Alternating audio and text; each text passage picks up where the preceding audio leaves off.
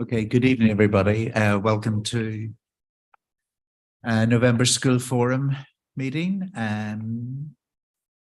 My name is Paul Adair. I'm the chair of Schools Forum, and I'd first of all like to take apologies for absence and substitutions. Yes, good evening. We have apologies from Mia Pye from Greenford High School, from Rachel Kruger, Ellen Wilkinson School, from Kimberly Herring, from Councillor Andrew Steed, and from Philip Portwood, who's a governor at John Perrin Primary. Cornelia, I should have checked this before, but I think I may have had apologies from Dave Woods. But I can confirm that. Okay, I'll note that. Okay. Thanks.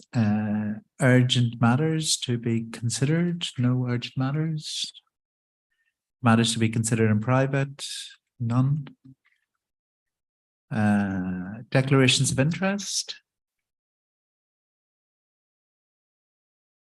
And the minutes, if we just go through them page by page from the June meeting. Page 1. Page 2. Page 3. Page 4. Page 5. Page 6. Page 7. And page 8. We agree the minutes? Yes.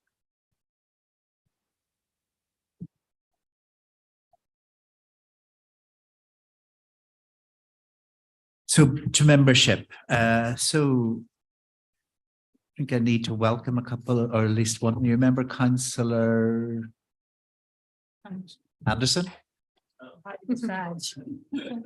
Welcome, Councillor Anderson. And any other new members? Put your hand up if you're not new. We do have some vacancies.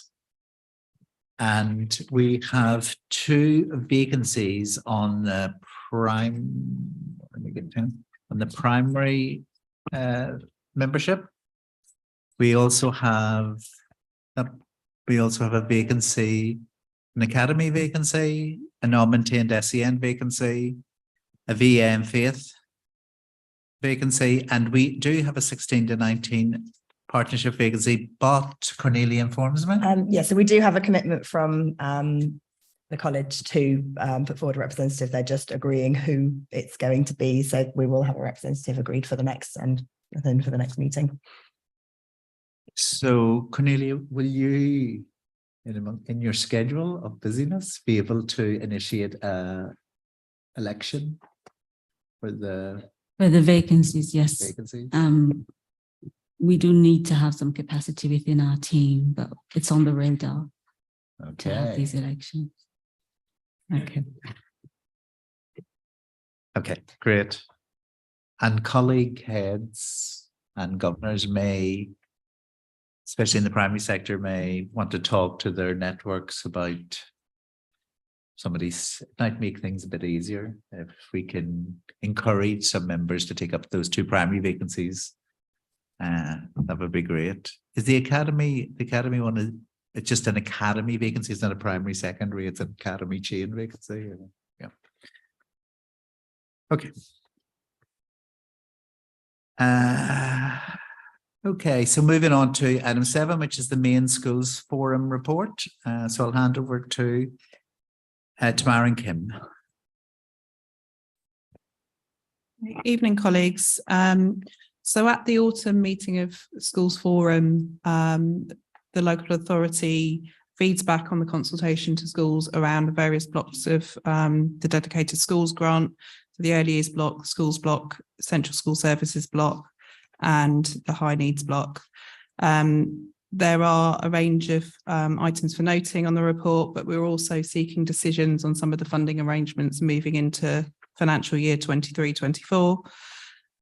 If there are any items that we're not yet ready to agree, they can be brought back to the January meeting of the forum, but wherever we can, it's helpful to get the early agreements in place.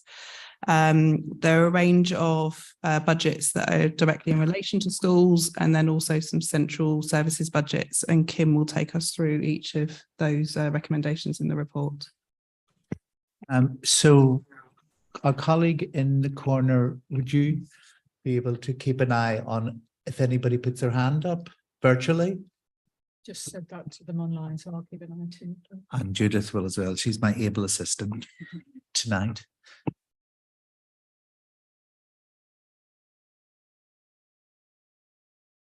Okay, so actually, I think the first recommendation is in relation to the early years block, and Charles Bernard, the Assistant Director for that area, is going to come in. Yeah, thank you, Tamara. So, yeah, just a few things on the early years block. There's been a national consultation over the summer, and we are carrying out a local consultation, which is still open. We're going to run some, I've just followed up some comments from Jeremy next to me. We're going to run some sort of workshops for heads so that they understand the implications of that. We're going to look at the language because we need to get some responses back from schools, and that's something that was helpful in terms of feedback. So going through the formula, the 2-year-old, there's been an uplift nationally on 2-year-old funding, and we pass that straight through, so it's not controversial. Ealing gives the full amount, and there's no issues there. In terms of the 3- and 4-year-old offer, again, we are uplifting within the broad parameters of the formula of retaining 5%, so not really a change there. There's some national changes around the pay and pensions grant for teachers, and they're bringing that in line with the mainstream formula. And going forward, there's going to be a single funding process, which will mean that the early years doesn't sit in a different place to the main schools formula. And again, the uplifts there are just being passed through.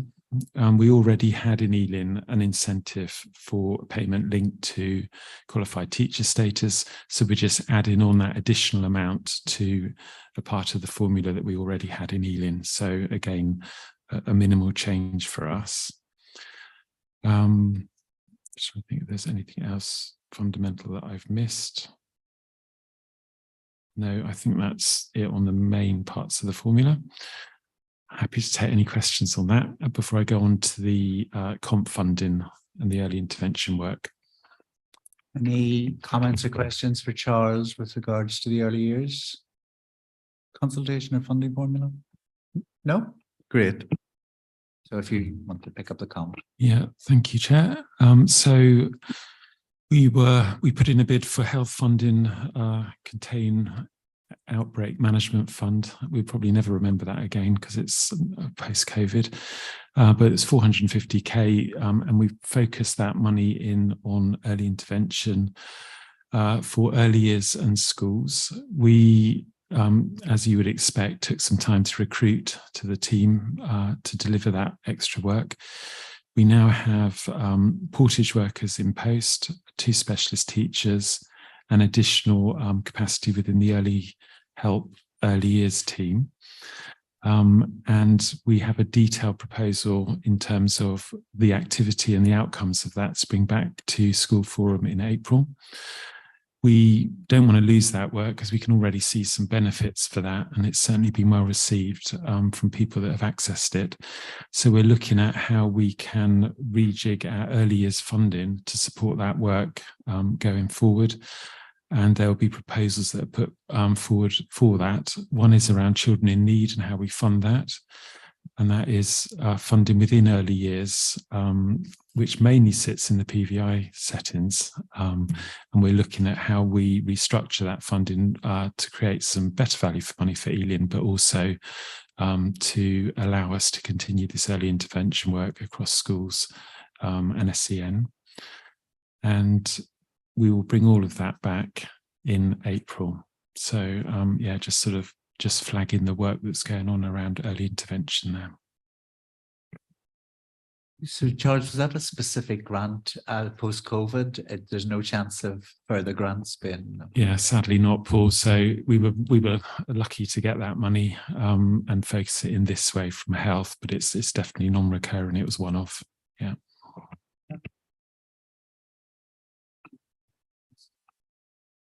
Yeah, thanks for that. So I've got a detailed report. I've got a spreadsheet, and I will bring all of that as an appendix. I'm happy to send it to Cornelia if you want that to go out with the minutes. But what we're more interested in is the impact of that funding and the difference that it's made. So we need a little bit of time. Some of that service is quite new, and they're just getting into the work. So we will have more evaluative information by April. So yeah, happy to answer both those aspects, the numbers and the impact in April. I think that's reasonable because it's only recently, it's only Easter really that it started. So.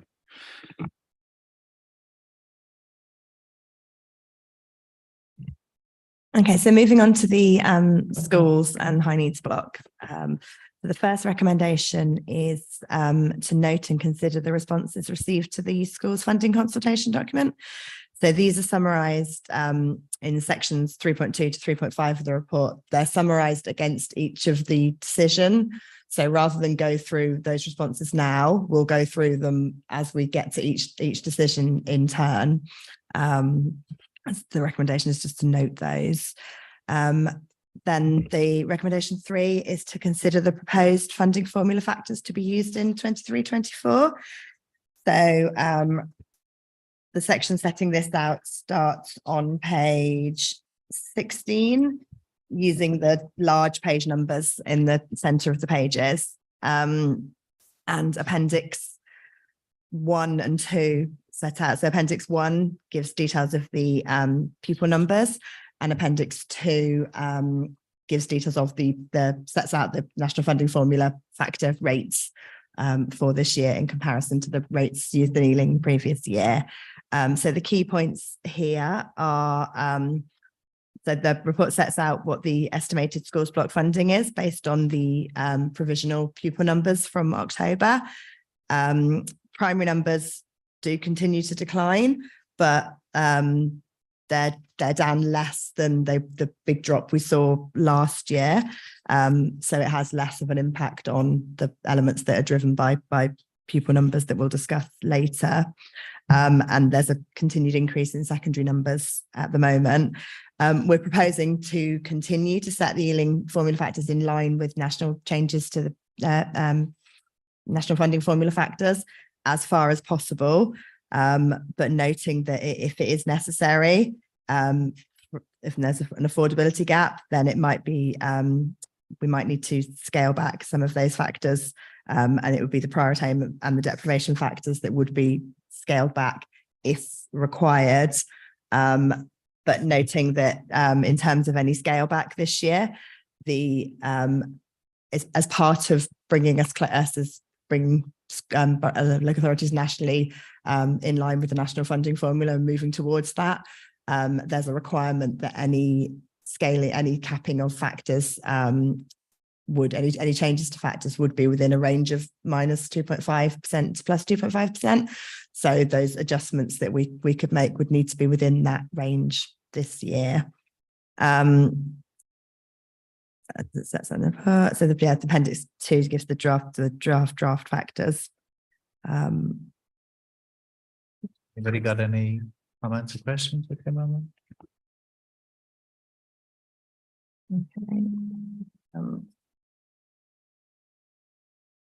Okay, so recommendation that covers recommendations 3 and recommendation 4. So say recommendation 4 is to note, should it be necessary to adjust the formula factor values, so the allocations are within the funding available after funding the decisions that have been that Forum make in terms of the minimum funding guarantee, any transfer to high needs block, the requirement to fund the growth fund, etc., and also taking into account changes in proportions of things like free school meal entitlement that drive part of the funding formula would need to be fully funded, that the adjustments will be made to the low prior attainment and deprivation factors, and that's what we did in the previous year as well. So it's not a change from the previous year, or if necessary by capping or scaling the gains on the formula. And that any adjustment will be reported for information to Forum in January. Okay. So Can I just clarify one thing? So if there are some areas of costs that go up as a result of factors beyond our control, all we can do is save money somewhere else in order to cover that. There is no opportunity to have something properly funded that if children who I understand are enabled to have free school meals, if the number goes up for a lot of factors that may be taking place in their lives at the moment, and therefore we need to provide more free school meals, we will only be able to achieve that by spending less out in the school. Is that true? Yes, it is true. So they set the unit per pupil unit funding that kind of they use to calculate the overall allocation to the local authority based on historic data. So where there are big shifts between years, you can either be kind of a winner or a loser in that that kind of mechanism. Moving forward into the kind of more hard national funding formula, once that's implemented, one of the proposals set out is to align the timing so there's not that lag. So that would be kind of an improvement on the current mechanism, where you're seeing these kind of rapid increases in pupils being eligible for those deprivation factors. And in terms of sort of additional funding, so forum members will remember that last year the government at the autumn budget announcement did announce the additional funding through the supplementary grant for schools, in part because those funding announcements in the summer, there'd been changes following that in terms of, in particular, the national insurance increase, but and other sort of costs that weren't anticipated in the summer. So there hasn't been any indication that that would happen again this year, but that would be the only kind of mechanism that the government would have to then make changes to what was agreed in the summer, would be something like that. But as I say, there hasn't been any indication that that would be the case this year, but we'll find that out once that budget statement is it's next week, is it 17th? To fully NFF, it will be a much tighter timescale. How far away from that change? So the timing would be aligned. Next year, or is it? So at the moment, for example, the sort of factors in that pupil funding rate are based on October 21's position, even though we're then funding on October 22 pupil numbers. What that would mean is that they would be aligned. So you would be funding the same pupil factors as you would be, right, in terms of when the national funding formula is being rolled out. That's still happening. So while Ealing are substantial and some other authorities nationally are substantially at the national funding formula, there are other local authorities that are still a long way away from that. So the government are bringing things in to bring local authorities closer to it. Close to NFF until everybody is at it, because we won't get that shortened align or closer alignment, should we say? Is that right? Again, sorry. For them to bring it forward, they'd need to invest significant amounts of money, because you'd likely need to protect schools, which they do now through the minimum funding guarantee, to be able to fund the gainers under the national funding formula, because there's a lot more funding through the prior attainment and deprivation factors than many of those boroughs that are further away from it have currently in place in their local formulas. So it will take a number of years for them to move towards that. So they'll need to commit to some transitional arrangements. So in the current economic context, that may be less likely to be soon than it was previously. But, you know, we just need to watch this space, really.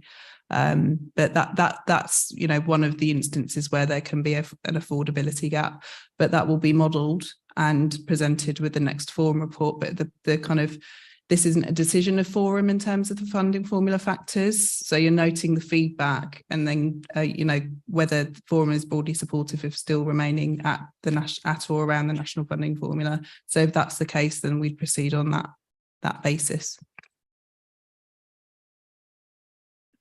And can I just ask, just as a matter of interest, what is the mechanism do you think they'll use for alignment, for example, with free school meals? Is it some sort of live stream data drop or? So no, it would never be that aligned. But it would be that they were using the rates from the previous October. So it's always going to be a lag? So it's always going to be the rates from the previous October. They're never going to get to a light. Well, not in any soon, anytime soon. But at the moment, those factors are sort of a year and a half out of date by the time you're funding, and so it would be a much smaller lag than it currently is. Well, except if they use something like the attendance mechanism, like WAN, to directly source attendance data out of schools. They could source directly free school meal data.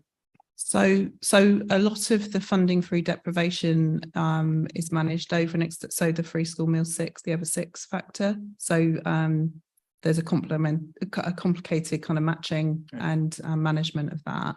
I think one of the risks with moving towards more up-to-date data is that there are lots of children that are protected through the universal credit transitional arrangements, and at some stage those arrangements may mean there are fewer children that are actually eligible for some of those factors. So actually, while there's a lag and it may create pressure, it also creates protection at the other end when the numbers decline.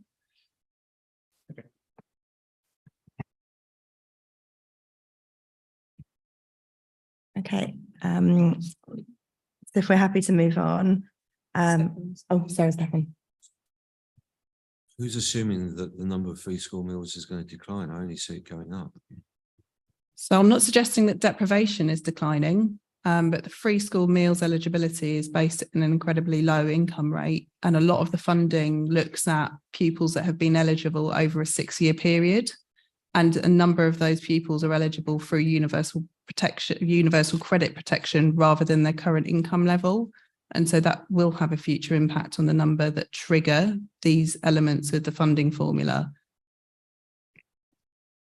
Yeah, so transitional protection for children on free school meals is currently in place until the end of the rollout of universal credit, which, I mean, the government have put the date for when that rollout protection is in place till back already. So it's not it, but when that does end, it will mean that when children reach the end of their phase, if they're no longer currently eligible based on their income level, they will drop off, whereas at the moment they would be protected by the transitional factors protection.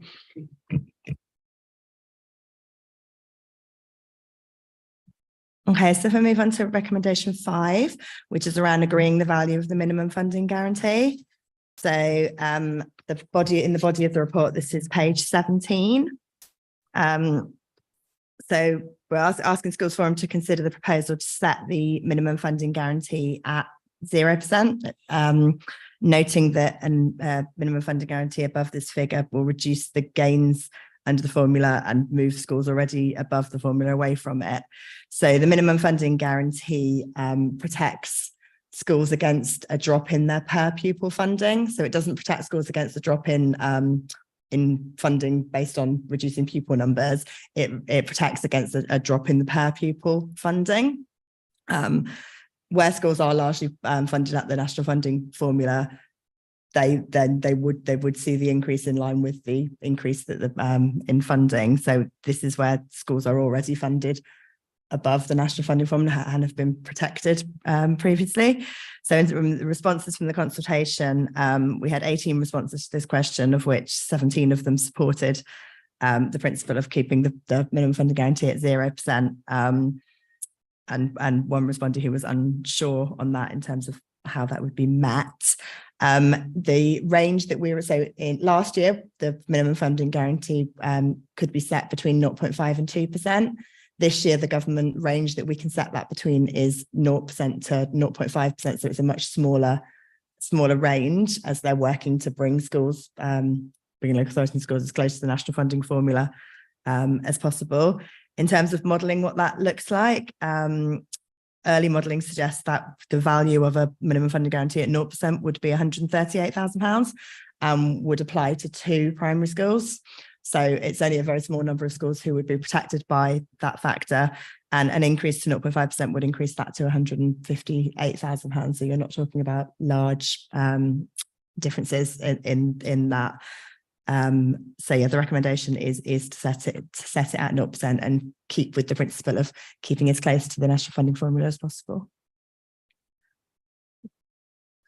So that's something for a decision, Chair. So we would need to, if there's no comments on that, we would need to take a vote on that. Decision making now. The previous items were noted. Yeah. Or no. So we agree to set the minimum funding formula, not the minimum funding guarantee at 0%. Yeah, agreed. Okay, so moving on to recommendation 6, which is another recommendation for decision. The recommendation here is to agree to transfer the 0.5% from the schools block to the high needs block. So this would be a continuation of what's been agreed previously by Forum of agreeing that maximum transfer of 0.5%. In terms of the value of that transfer, that's would be approximately £1.46 million. And that would be to contribute towards the spending pressures set out in the report and reported previously to Forum. So this again starts on page 17 in the main body of the report. So the report sets out what the provisional allocation is for the high needs block, which is 74.12 million, an increase of 4.2%. And that amount includes the money that was separately as additional precious funding last year. So that's been rolled into that. The report sets out some detail on the increases in plans, which I know colleagues we've talked about at previous forums, and colleagues will be aware that pressure's continuing in terms of the number of plans and the cost of those plans. The Forum report sets out the deficit position. So the high needs deficit was reduced from 1.999 million to 1.147 million at the end of March 22.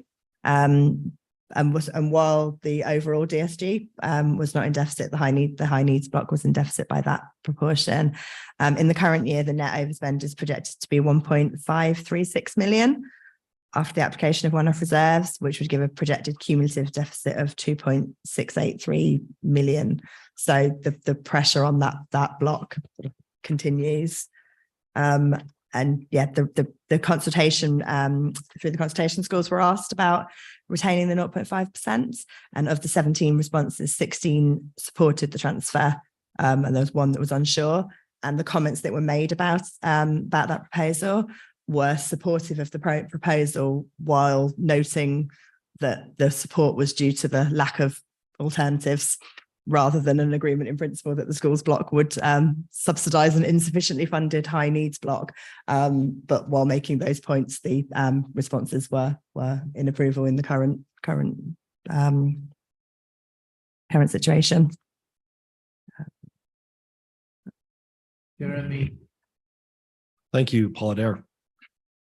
There are local authorities that run, this local authority is exceptionally well managed, especially financially. And, the deficit that we're talking about, while in, a school's terms is a lot of money. I think if we thought about other local authorities have a much more substantial deficit than we do. My question then is, what is the consequence of that? In other words, because we keep funding it and it's coming out of schools' pockets, which is great, and we're managing our money well, but there are lots of local authorities run up these huge deficits. What's the consequence to them and their SEND provision for doing that? So why do we continue to fund it if other local authorities are allowed to run up these massive deficits for it? So I don't think the ESFA would describe it as being allowed. The DFE and the SFA have had to respond to the challenges that you've set out in those boroughs. there have been quite significant challenges posed to those boroughs and quite restrictive kind of mechanisms and interventions of the ESFA in the decision making in terms of where to invest, say, for example, in outreach. We're talking about comp funding earlier. And so while they've racked up those deficits, it hasn't meant that the outcomes for young people are any better, or that the relationships between schools and inclusive practice is any better. It speaks to a more broad challenge that some of those local authorities are facing. I think in the current context, while this deficit looks low in comparison, and we do perform reasonably well nationally in terms of the size of that deficit. So out of 150 odd boroughs, we're kind of so high is good. We're kind of around 110, something like that. So in the better performing end, we're entering a phase now where the government's made it clear that the investment in high needs and the increases we've seen year on year are going to start to tail off. And so demand isn't tailing off, even though population is tailing off. Needs aren't tailing off, but the increases in grant are going to begin to reduce. So they've been quite substantial in the last couple of years. And that's largely why that, combined with the 0.5% transfer, that we've managed to contain that pressure. And so, yes, you could throw caution to the wind and not transfer it, but the local authority would be expected to put spend control measures in place to contain that pressure. And it would be the kind of, so we'd need to have discussions with schools about how we'd contain costs, and that would likely include the types of things that schools would want the local authority to be investing in. Ultimately, the vast majority of this money goes back out to schools directly through top-ups, or goes back out through outreach support type services, as well as the dedelegation, etc. So we're operating in an ecosystem. So it's not to suggest that any one thing would go, or that we'd be fine and sailing along as we are now. I think it would be a more fundamental kind of issue and challenge that we'd be setting the tone around over the kind of years to come. Yeah, fair enough. And I think that makes complete sense. And am I right in thinking then that the 0.5% is the maximum that can be transferred? Because the other question then would be, why don't we just clear the debt? But if that's the maximum, that's the maximum. Yeah, that is the maximum. There's a mechanism for going to the Secretary of State for decisions outside of that value, but I think, in the scheme of the pressure schools are facing, as well as the high needs block, we're all kind of in it together, managing quite significant pressures. On that point, where the cumulative deficit's increasing to over 2.5 million, it says in that paragraph that you would have to put in place a deficit recovery plan. The trend is clearly in the wrong direction. As we've said, we can't do any more to fund it because the 0.5 is the max. And if you look at the table 3 on that page, the numbers are going up, both in terms of assessments and indeed current EHCP projections. How does that circle get squared? Because it's clear that there isn't anywhere to go to get that money, and there won't be anywhere to go to fund the future EHCPs and the demands that families and society puts on local authorities to provide under the terms of various legislation. Sorry, I haven't got an answer, but maybe. Thanks for the question. I also suspect, it's a very serious point that you raise, and I also suspect, though this is more anecdotal than anything, that it's in the end that it's going to affect children and families. So where there are authorities in significant difficulty, children are out of placement, are out of schools, are sitting at home, families are experiencing real hardship, and perhaps that's where we can claim, if any, some success in trying to manage this population that we have with ever decreasing resources. So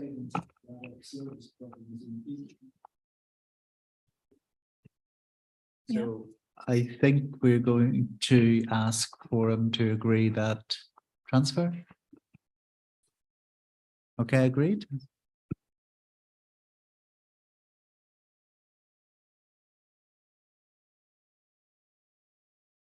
Sorry. So the next recommendation is another decision, and it's around agreeing the basis for allocating the growth funding from the growth fund.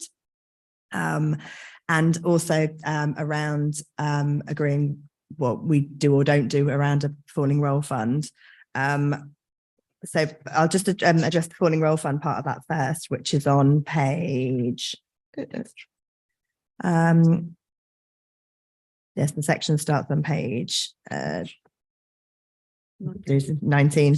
And the falling roll fund bit's on page 21. So forum members remember that there is a mechanism within the regulations for local authorities to create a falling roll fund, which can then be used to, so it's a small fund that can be used to support schools that are graded Ofsted good or better with falling rolls, where local planning data shows that the surplus places will be needed within the next 3 years.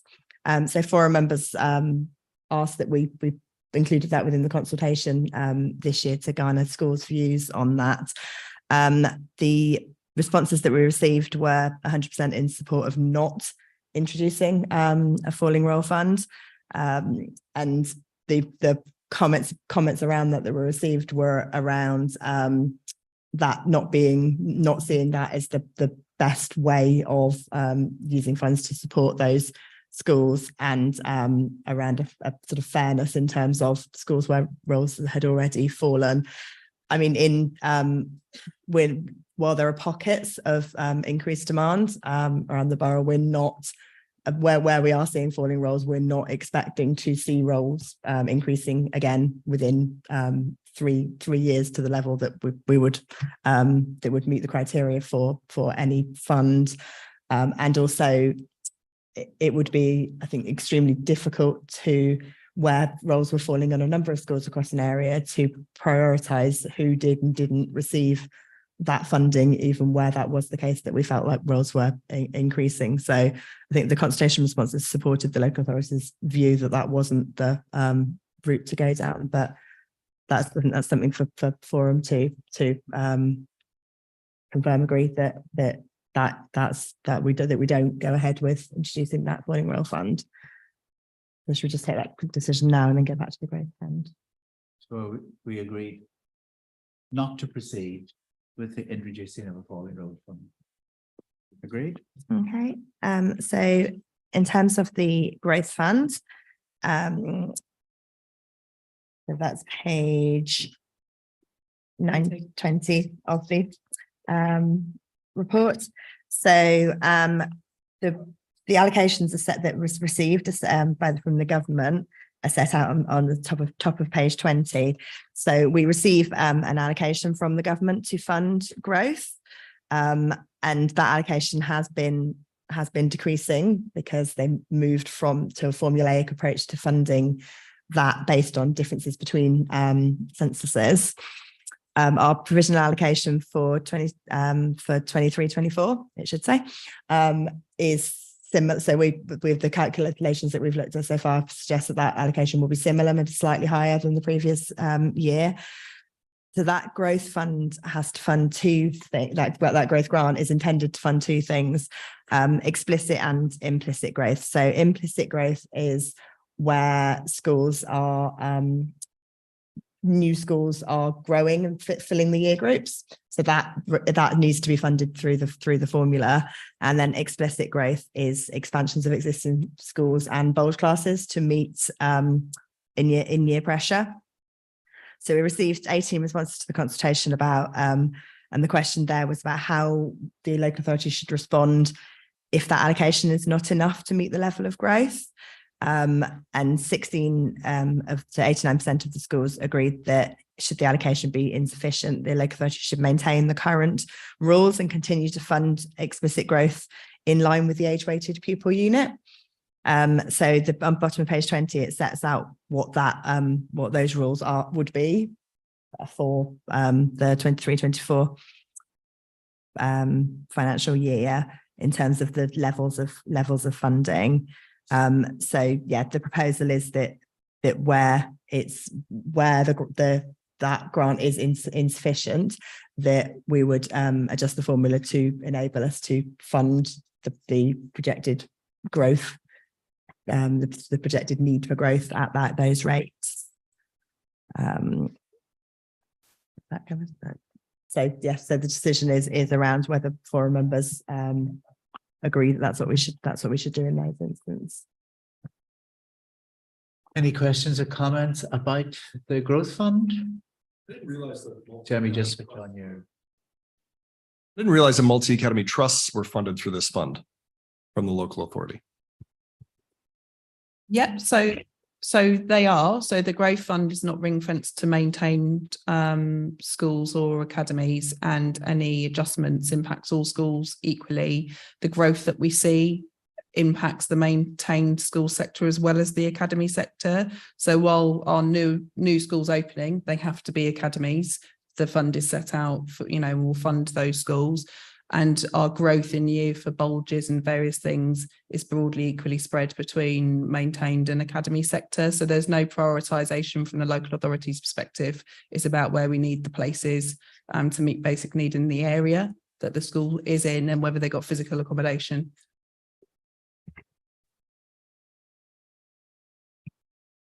Any further comments? Would agree the growth fund? Yes, agreed. Okay, so that takes us to recommendation. Where are we now? 8. So recommendation 8 is around the education functions for maintained schools, and the requirement there is to agree those on a line-by-line basis.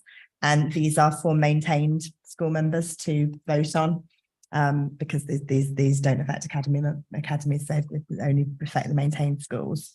So moving through the report, that section starts on page 21. And the table at the bottom of page 21 on top of page 22 sets out the current and proposed rates for those education functions. So the education functions, so they cover the elements that were previously funded through the Education Services Grant, and are a top slice from the schools allocations. The current rate is for those functions is £28 per pupil. So there's two sort of decisions here that we set out in the consultation.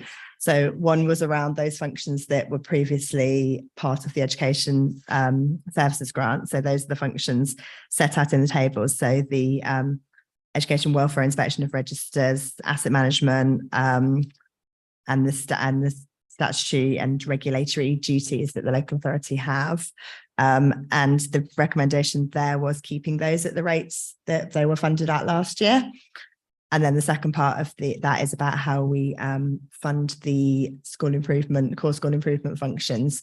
So forum colleagues will remember that the school improvement and brokerage grants, which used to fund those functions, has been cut by the government. So it was cut by 50% in 22-23, and it's cut in its entirety in 23-24. So the mechanism for funding those services is now through the education functions top slice. So in terms of the responses to the consultation, so in response to the question about keeping those parts that were previously part of the Education Services Grant funded at 28%, at £28 per pupil. 16 schools responded to that, and 94% supported the continuation of that rate, with one unsure.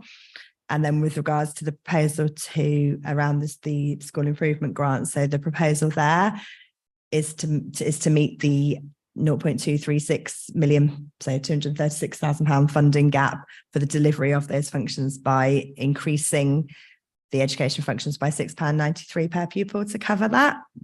And 16 schools responded to that question, with 14 in support of that. There were 2 comments made supporting that proposal.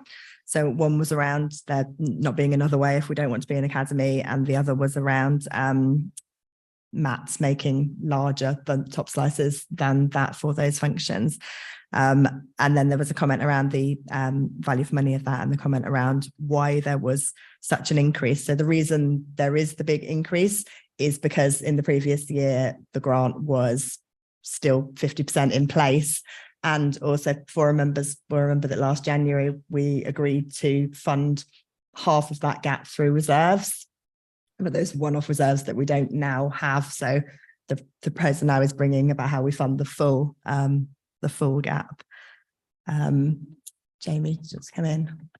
Hi, yeah, just a quick one for clarification. So that table 5 at the bottom of page 21, the column that's in bold says proposed rate 22-23, and then the final column says current rate 22-23. Is that a typo? Should it be proposed 23-24? Yeah, apologies. That should Brilliant. say proposed rate 23-24. Super. That's how I read it. I just wanted to just double check. Thank you. Okay, so we'll go through line by line and agree or disagree. Statutory and regulatory duties. Agreed. Inspection of registers and education welfare. Agreed. Central support. Oh, nothing. Asset management. Agreed. And then core school improvement functions. Agreed. Okay. Thanks, Kim. So then we need to move on to 9, is it? The delegation. So recommendation 9. Sorry, get back to my mic on. Recommendation 9 is around the dedelegation of certain services. So again, this is a decision for maintained schools, and on dedelegation, maintained primary and high school representatives vote separately on the decisions that affect their sectors.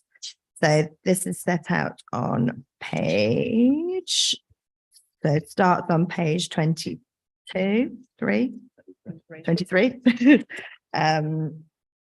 So the so we're asking schools to, so schools were asked to approve the dedelegations, and the regulations set out which things can be dedelegation, and they're listed on page 23. The consultation, so in terms of what we asked in the consultation, so the recommendation was that contingencies were funded at the continue to fund at the same rate as previously, and that the other elements that are dedelegated, so the trade that which are the trade union facility time for primary, the trade union facility time for secondary, the free school meal eligibility, which covers both primary and secondary, and the behaviour support services, which is dedelegated for primary schools and not for secondary.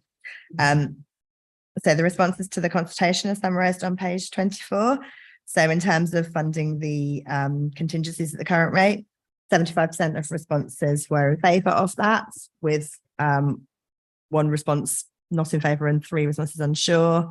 For the, probably best take it in turn, isn't it? Take it the decisions in turn as we go through. So Okay, so in terms of the contingencies on page 25, there is some the comments that were received in terms of that.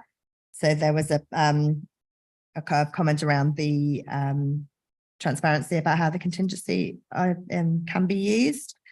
So set out there the purposes that the DfE guidance allows the contingency to be used for, and notes that in 21-22 the contingency was spent on in-year rates adjustments, costs associated with school organisation changes such as amalgamations and closures, and exceptional costs in response to change in demand. And also to note that any underspend in the dedelegated contingency fund is not retained by the local authority, but goes back into the schools block reserves for schools forum to then decide on its use. in terms of contingencies, any comments or questions? No? So agreed. And moving on to trade union facility time. So in terms of trade union facility times, the responses to the consultation were 75% in favour, with 1 not supporting the proposal and 3 unsure. So the proposal here was to cover the to increase the rate at an amount that would cover the staff pay awards. And the rationale behind that is that the TU facility time is basically an in and out. So the funding, the dedelegated funding, funds schools to release those staff. So funds the cost of releasing those staff.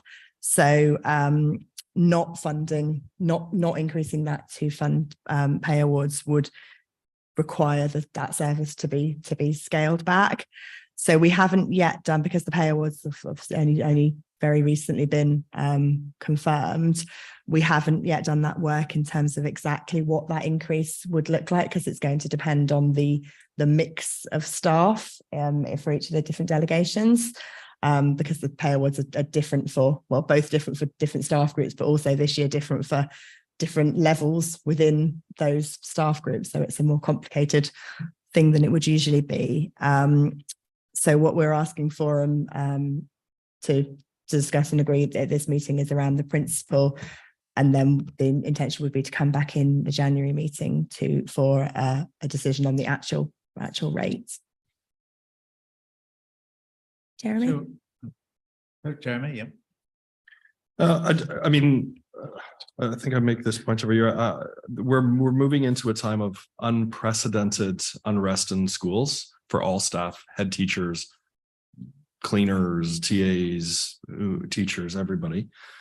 And I think in principle, what we're saying is we're going to fund the pay awards to keep business as usual when we're moving into a time where trade union facilities are going to be in a demand that we've never seen. And so my view is that actually this is not enough, and we should be looking to fund trade union facility time to a greater extent. I think, is that a different, what do you mean? What I'm saying is, because this is not something we're voting on right now, that my position is that if we're looking solely to increase the cover of pay awards, I know in a conversation we're going to have shortly, we're also going to be talking about another one of these dedelegated services and how we're managing that. I'm suggesting that perhaps trade union facility time is taken under a similar light. That maybe what we do is agree this in principle today, as has been requested, but that a case is able to be put forward by trade union representatives if they so wish, because I think that we're going to see a much higher demand, and funding to the levels we always have is going to see a service level that's not going to be able to meet that demand.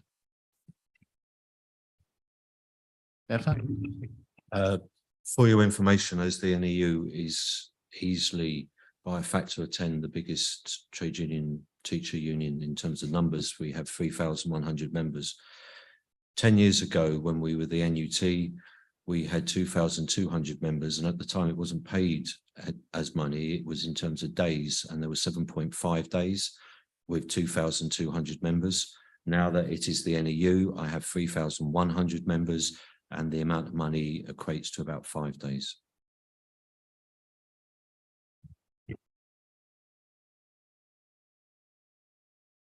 Comments, because that is comment by Jeremy, or does anybody else? I think I agree that there is, in the current climate, a reality that we could have increased demands on trade union involvement, and so I'm sure Stefan's right, but it could be changing over the next coming period. My other point would be, though, if we put more into this, where does it come from?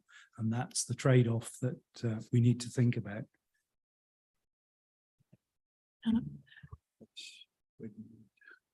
So it'd be helpful to have a steer from Forum on that basis then, because I think the consultation has gone out to cover the staff pay award inflation to sustain a similar level of service, overall capacity in the service. The trade union facility time, along with all of the other elements where there are underspends, they go back into the school reserves for decisions. Also, if there were particular pressure in year, there could be a discussion about what that might look like. I think it's quite challenging now, and trade unions may have a view, and it may be a piece of work that can be undertaken to come back in January, but I'm not sure whether we will have a clear enough position to agree an enhanced rate at that point in time. because that's only, working weeks away, is it 6 weeks away, and schools will be making decisions about how to respond to the budget challenges they're facing over the next kind of 3 or 4 months. Sorry, John. Yeah, I mean, I'm very satisfied with that as a response. I'm perhaps making this point in principle. But if it were actionable, I would like to be actioned. And maybe it is something for next year, but it is, yeah, absolutely in principle. I would just, clearly the opportunity for feedback was via the consultation, but it's a point worth noting that could be carried into a further consultation in the next round of consultations. So shall we agree in principle, depending on the workings out of the actual amounts, but we agree the inflationary rise, yeah? So the next one to come to, if we come to the free school meal eligibility checking, so that delegation funds the free school meal eligibility checking service in the local authority and the database that they use to do that service. So the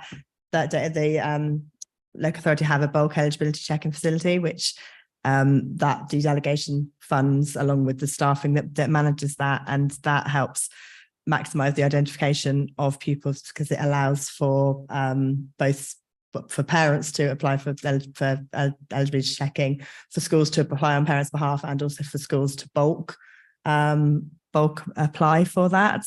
As I say, the delegation partly covers the database cost and partly covers the staffing, and there were no specific comments received on that through the delegation, but the proposal there is that staff increase is covered within that. So again, we'll bring the numbers back to the January meeting. But if forum members would agree to the principle. Agree? Yeah. Okay. And then the final one is around the behaviour support services, which are for primary only. So this would be a decision for primary members only, because the secondary is not delegated in the same way. And these are delivered through the Ealing Primary Centre outreach. And the proposal in the consultation was to increase to cover the staff pay award.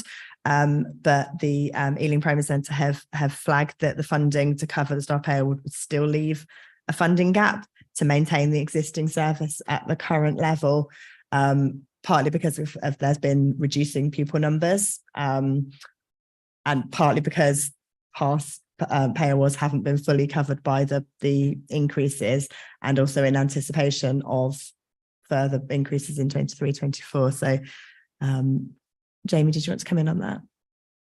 Yeah, so primary members have had a brief discussion about this, and I think we're minded in the first instance to agree today to the inflationary increase, but we would like to have a further discussion or further papers submitted for discussion in January if we want to decide to make a further increase to for the service to be able to continue at its current rate of staffing. I think John might come in on this point, but I think he probably want to share things with local heads so that we can come as the reps with a decision to,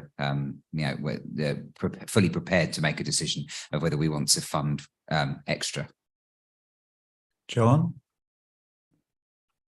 Hi, thanks. Yeah, I thought it would just be helpful. I know there's been some discussions already, but we can see from the table provided there that the proposal is to reduce the budget in real terms from 189,640 to 187,830. So clearly that's not going to cover any increases.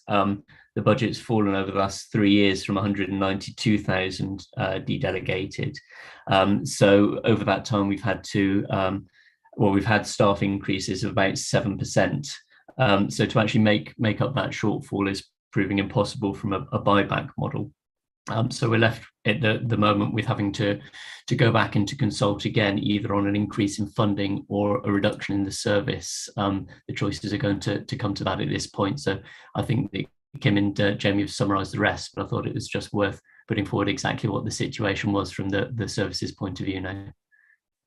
Thanks, John. That's helpful. Jeremy? Thanks.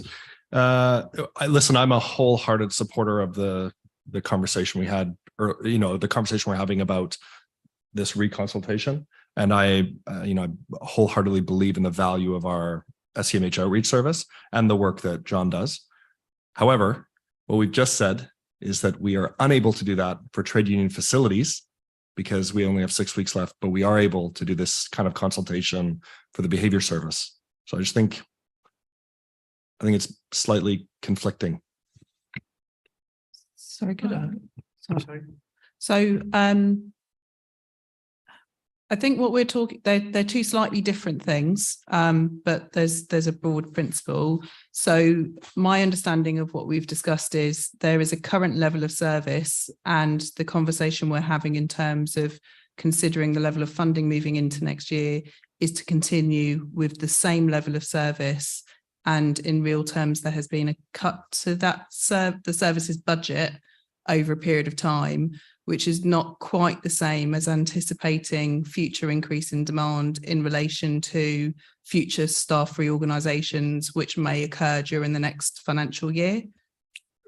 Agreed. However, I think what the member behind me pointed out was actually that the same factor has affected their service. And my representative is not here today, but I think he would say the same thing. I don't want to speak for him, but I think that maybe on the principle that I raised, perhaps we're incorrect, but what the member behind me has said and what I believe my rep would say is exactly what John has just said in terms of cut to service. Yeah, I understand what you're saying. In practical terms, moving forward, we're either going to the two options.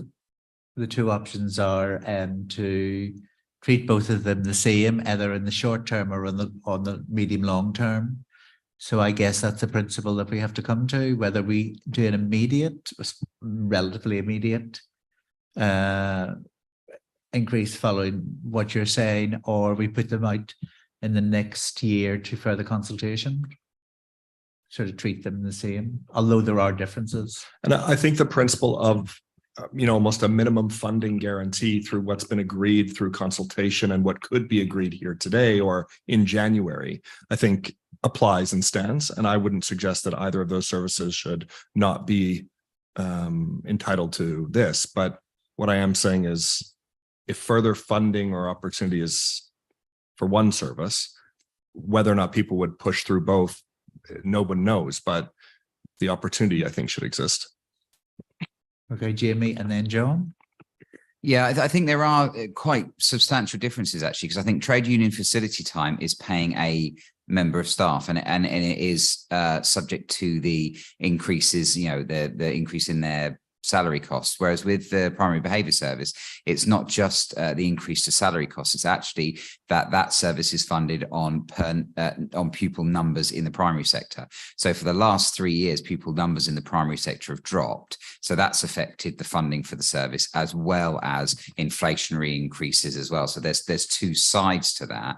And I think the sustainability of the services is going to be such that I think, all but £5,000 of the money they receive goes on their staffing costs. So there would need to be very quick decisions on whether we're increasing our funding so that then the primary behaviour service could put things in place if they had to do a restructure and cut the service.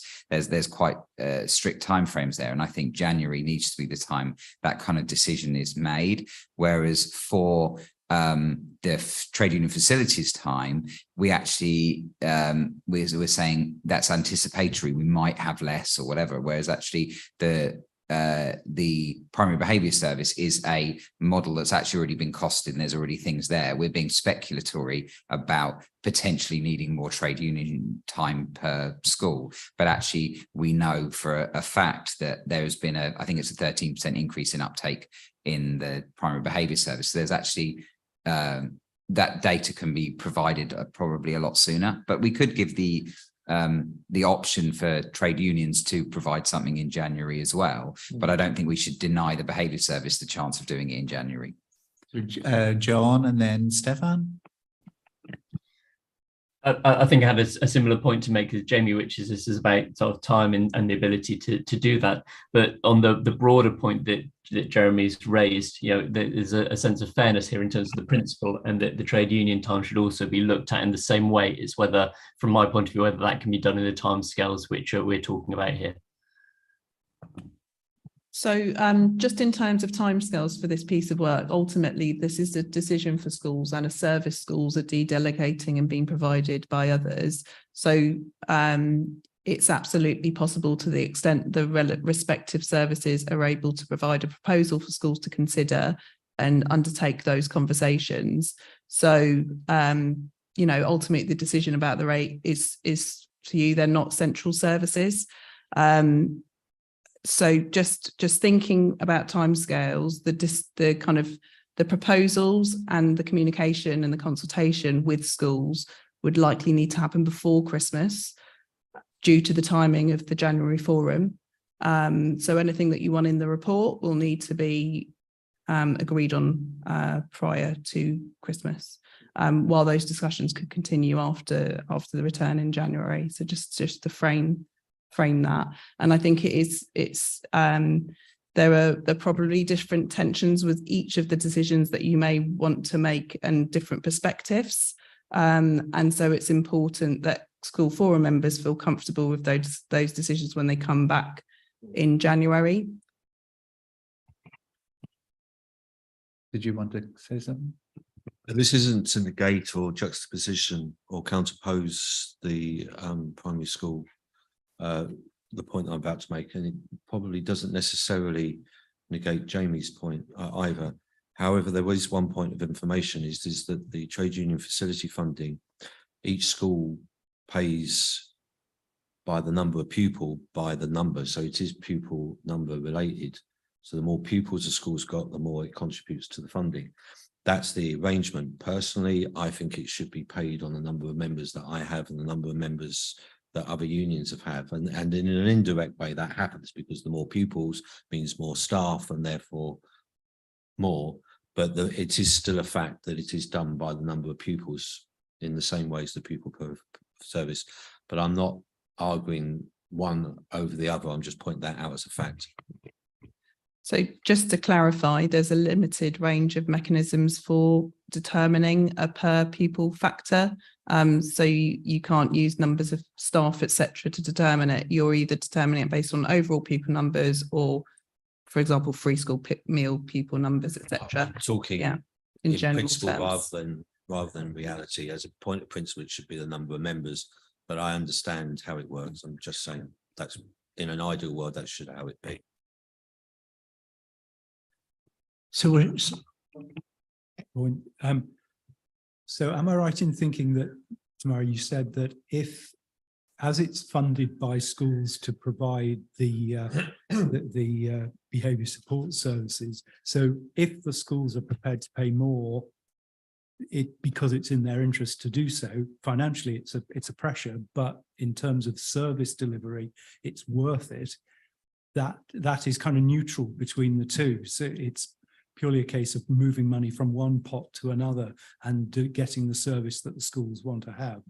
It's not actually having to take away, or it's a conscious decision to take away from one area and put it into another, isn't it?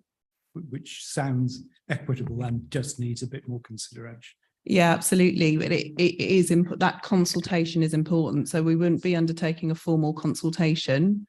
And schools have fed back in terms of the consultation that went out this year. So we should think next year about the range of options within the consultation document, and those conversations need to happen much earlier. Another thing to consider is that the per pupil factors have changed over time, not only due to inflation and pay awards, but also conscious decisions of forum to change the per pupil value. And so you'll note there's a difference between the primary and the high school factors. So this will need to be considered by high schools separately to primary schools. And if primary schools, for example, came to a view that actually they would like to accommodate more facility time, but high schools decided against that, you're increasing the gap between the two. And that's a conscious decision, but that potentially could be the outcome, because you need to determine your rate as separate sectors and vote separately. And so high school colleagues will be taking that conversation back to their sector as well as primary through the quadrants. So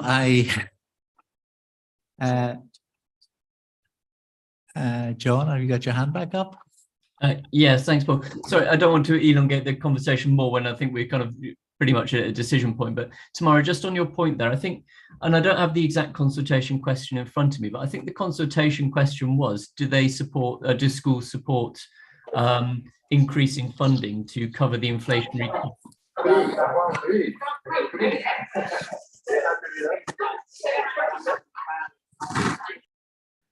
Sorry, I think there was a bit of disturbance there, to cover the inflationary costs. But as we can see from the table, the funding is actually going down. So the pupil number there that we're proposing doesn't cover the inflationary cost, does it? So I'm not quite sure how we match up what the question was in the consultation and where we got to with the proposed, or how we got to the proposed funding at that point.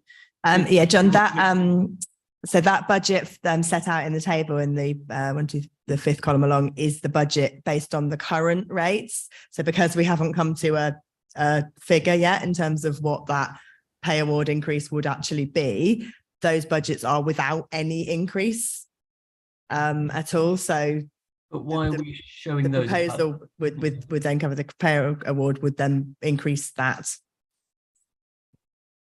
Yeah, I take the point you're making, John, and we can come back with a proposed funding rate, which is the proposition in this report in January. The difference is marginal because the difference in the pupil numbers is marginal.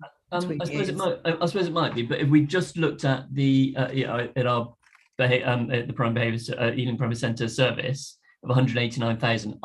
My take on the consultation was, we said, would we be prepared to cover inflationary costs? School said yes, and then we're putting forward a reduction in real terms of funding.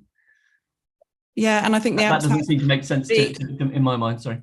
Yeah, the outcome of the discussion today is that we'll come back with a revised rate taking into account that comment, and we can think about the future years consultation when we come to drafting that in the summer next year to factor in some of the challenges you or other services may be facing in addition to blanket kind of staff inflation rate. It's not unusual to apply the percentage rate and not adjust it in cash terms, but we can consider what the question is next year.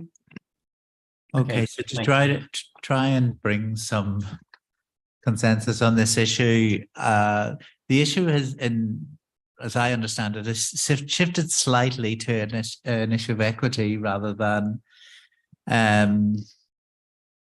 even principle around amounts. And we're caught between a rock and a hard place, because the fact is that the consultation has happened. We're now, in one sense, and I'm happy to be corrected on this, what is it, after the horse is bolted, close the door after the horse is bolted. The consultation has already happened, and any feedback should have happened in the consultation. Now the ground has shifted slightly in terms of equity, so we have to decide whether we want a further consultation, particularly on these two services, and the time frame on it is so incredibly short as to even question whether it's possible. So we either decide to have a consultation over 2 or 3 weeks, or we shift it into the following year. Stefan, and then tomorrow. If it would help, I'm more interested in the direction of travel rather than the speed. Is that? Yeah. And tomorrow? Yeah, so in terms of consultation, it would be informal consultation, and it's largely to test the broader school community in terms of an alternative to what was consulted on, and an alternative decision, so that can be documented for the report. The local authority wouldn't be producing another questionnaire. It would need to be managed through the quadrants, etc., or through the high school heads group. So as quickly as a proposal can be pulled together, that can be shared and circulated. One of the reasons that these decisions come to the November meeting is to tease this out, because if we were having the conversation in January, we may need an exceptional meeting of the forum to make this decision. So we have allowed ourselves that element of time to come back with an alternative where that's necessary. So would it be, I know, John, you're waiting, but I just want to sort of shift this conversation a little bit. Would it be acceptable to Forum, given what Stefan has said, to make a decision rapidly, one way or another, on primary behaviour services, and then to honour our commitment to further consultation and a decision around trade union facilities time in the next consultation round? Is that an acceptable compromise? Okay, or Marion? Potentially making it more difficult. Could you just tell us when that next consultation round would be? So it would be in the next financial year, so it would be whatever. So it's September, October Okay. 23. Okay, so I'd like to draw this to conclusion, and John, was there a quick comment that you wanted to make? Oh, No, thanks, Paul. Thank you. okay. So, Cornelia, are you able to make sense of that decision? So we agree in principle, the inflationary costs. There's going to be a little bit of informal work done around the primary behaviour services to bring it to the January meeting. And there's a commitment from Forum to review the trade union facility time issue in the next consultation. And also that we will come back in January with the actual rates that those pay awards represent. Okay, thank you for that. Sorry, Paul, just one last point on that. The consultation only agreed to at least support the staff cost increases. It didn't actually say the full inflationary increase. So I think there's some wriggle room, some flexibility to do a bit more if that's what the community wants to achieve. So it may not be as difficult as it sounds. Okay, thanks, Ian. Okay, we'll need to move on, and we're on which item now? Item 10. So item 10 is the final decision for Forum, and it's around the centrally retained expenditure, which that makes up the central services schools block.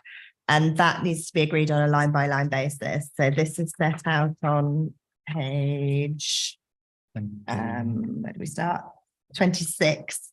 That starts. So since 2018-19, the centrally retained budgets for primary high schools are a separate block, and they include elements of the former Education Services Grant. So these are retained services that affect maintained schools and academies. And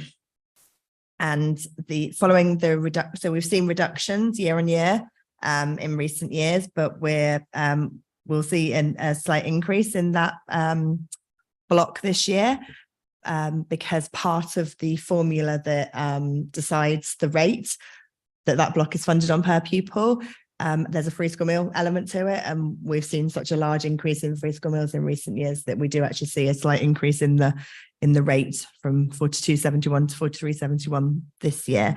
So the provisional grant allocation is 2.012 million for that. And so the request for Schools Forum is to agree on a line by line basis. So in the consultation document, 94% of the schools supported allocating the allocation in the way set out in the table. And the one that was not in support of that didn't indicate what changes they felt should be made. So the rates for 22-23 and the anticipated rates for 23-24 are set out in that table. Where those, if that allocation was less, then adjustments would need to be made to those rates to fit it within the grant. So if we agreed that the line by line basis for the retained duties first, then we can come back to the historic commitments afterwards. So in school admissions, Yeah. so in school admissions. Agreed. School admissions agreed. Fees to non-maintained independent schools.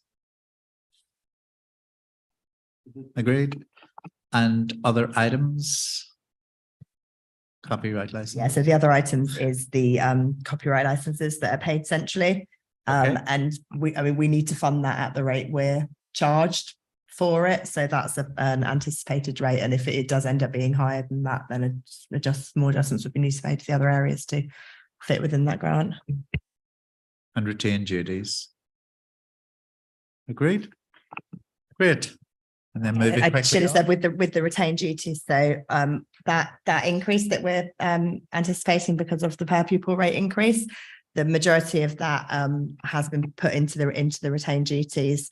One of those retained duties is around the responsibilities the local authority has around attendance, and with the changes to the statutory requirements around attendance, it was felt that where we have got that increase, that's the best place to put that increase to help fund those changes. And then the other part of the Central Services Block Grant is for historic commitments.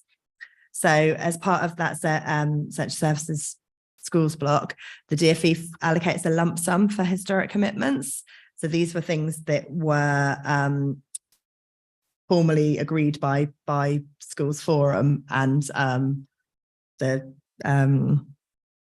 Central Services Block is sort of continue to fund those elements, but on a reducing amount. So the grant for historic commitments is reducing at 20% per year, and that has again reduced to 20% this year. So the funding that we get for those historic commitments has gone from 0.599 million to 0.479 million this year, so reduced by 120,000.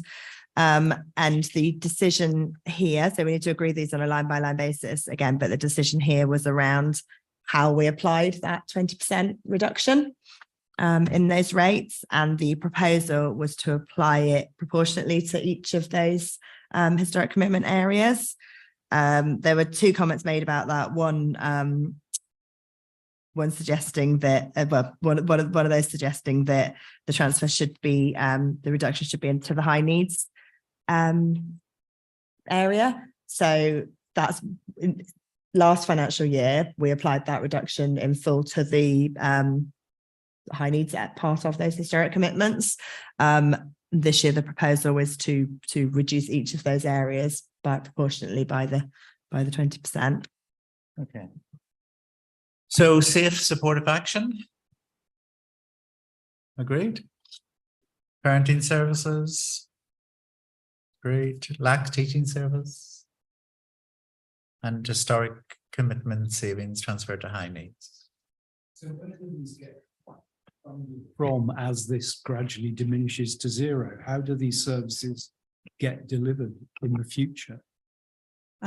So the top three will be need to be managed by the local authority or by securing some other funding route. So it creates a substantial pressure. It's only a part of the budget of those services, but they're already under a lot of pressure, high demand, and so it is a real challenge. The historic commitment that is contributing to high needs it's a contribution into the block, which will mean any deficit going forward or deficit recovery will be slightly more difficult as that funding drops out.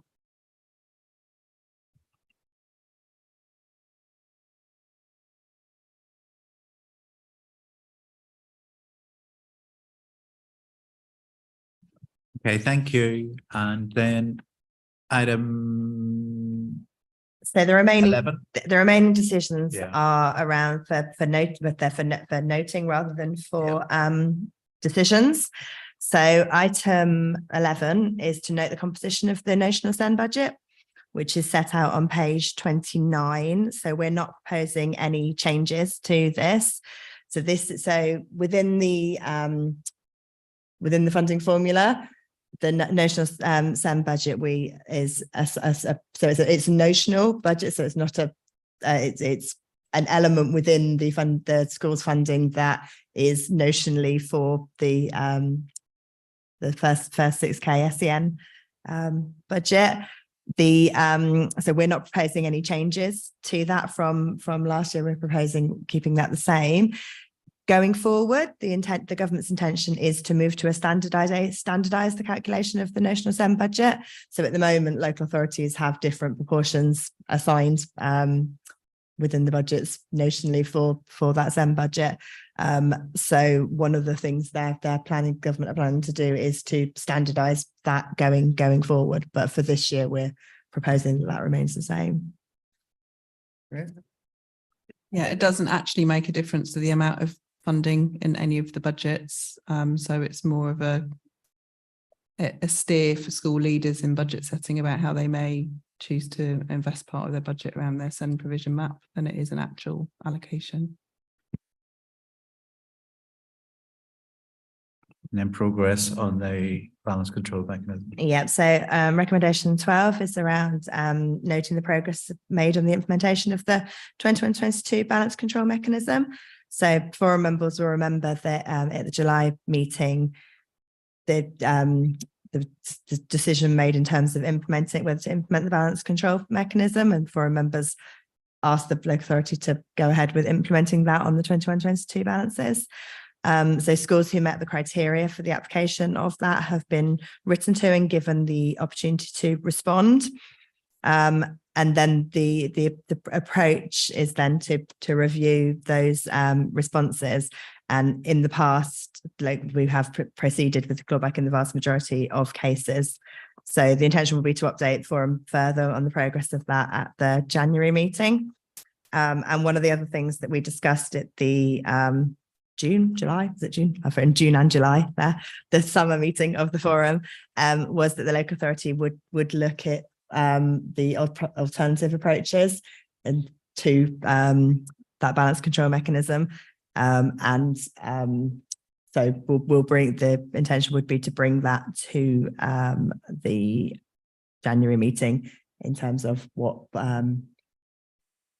possible other approaches we could use for that balance control mechanism going forward. It would be helpful just to get a sense from forum members, given the kind of broader kind of context that schools are operating in now. We're clearer on the pay awards and utilities and various other pressures. Before we kind of take time to model different options, is that still something forum wants to consider, or is the direction of travel that actually balances will be substantially reducing due to those issues? So it's more of a time. It doesn't mean we don't do it ever, but is January the time that we want to be considering that? I wonder, should we just put a pause on that and see what the impact of this year's balances will be? I think colleagues would agree there's going to be substantial differences this year, and to vest that amount of work with so much work, people are working at capacity. That's just my view. I think we should put a pause on it, but if others disagree.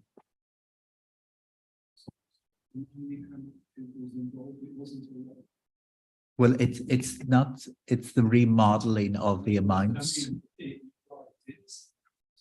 It's not a lot of money, I suspect, and therefore the amount of work that we might be asking people to do for us to save in the short term. I mean, I know I've been a bit of a supporter of going down the route, so I'm backtracking a little, but I do worry that the factors that need to be built in for the short term and the medium term are probably going to undermine any excess surpluses anyway. But it's a political issue. Do we stick with where we got to? I've said before, I thought we should, but I do take the point that given, if somebody can remind me how much we think, it's a small number of schools and it's not much money, is it perhaps more politically sensible to defer for a while? Well, it's in its thousands I rather could be than. persuaded. Any other comments about this, Jeremy? Yeah, I mean, in my mind, it's just a question of when we want to do the work, not whether the work should be done. And so if it just makes sense to pause because we'll do it later, and that's local authority officers think that that's okay for them, great. But if the modeling itself doesn't mean a change, it just means the modeling. And my view is the modeling needs to happen regardless of the financial the financial situation schools are in, because we're talking about a small group of schools who have maintained high carryover balances over a period of time, not as a one-off.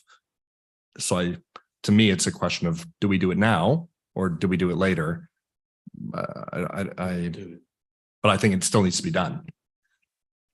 I think from an officer's perspective, given the conversation in terms of broader school sustainability, the local authority will be collecting return from schools this term, which we won't have a chance to look at and analyse in advance of the January meeting to influence any modelling on the BCM. So it will probably, in my view, be better to come back in April and to take a decision at that point for then the kind of final decision about whether to go ahead in the summer again. So I'd agree it's probably a timing rather than not doing it at all. Are you all okay with that? Great. And I think the last point I'd make on it is we should make sure the message is that this is money being reallocated from potentially schools who can afford to hand back a little, and it will be utilised to support those schools that are having a more difficult time. And it's for that reason, that's my understanding of it. Tell me if I've misinterpreted it, but that's why I always thought it was a good idea, because we've only got so much money, and we know there are some schools that are going to need it a lot more than ones who've built up hundreds of thousands of pounds of surplus. Thanks, Ian. Okay, so we'll move on to 13. Okay, the final recommendation under other matters is to note and comment on the arrangements set out in the report in which the council is required to consult the schools forum annually. So this starts on page 29 of the report, and there's a series of things set out in terms of SEN funding. And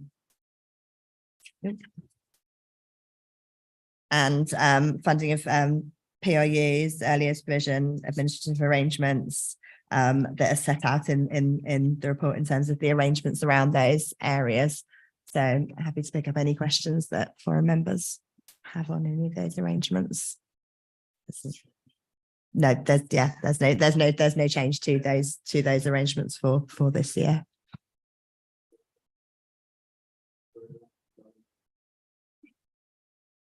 I think that's the understatement of the year.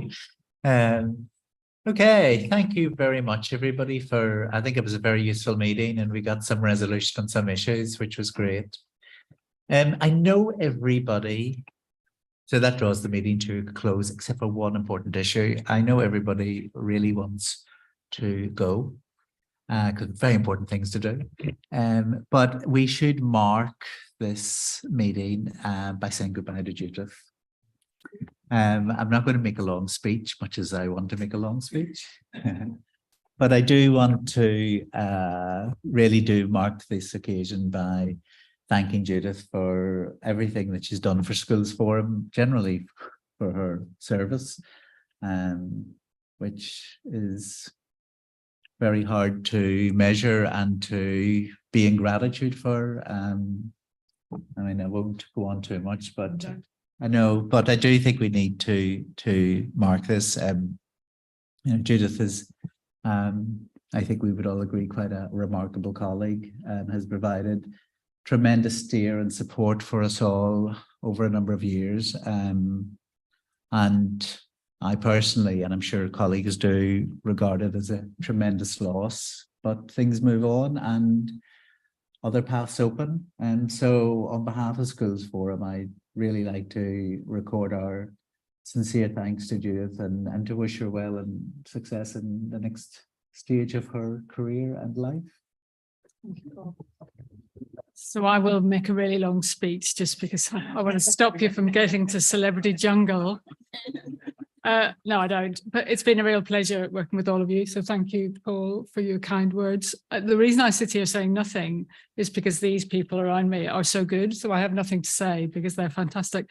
But I should also thank you because you bring great brains to these conversations. This is a really complicated subject and you throw yourselves into it to understand and drive the change that the children in this borough need. You bring collaboration and positivity both with the council and between yourselves. So I think that's fantastic. And children are better off in Ealing as a result of all of your good work. So thank you all. That's all from me.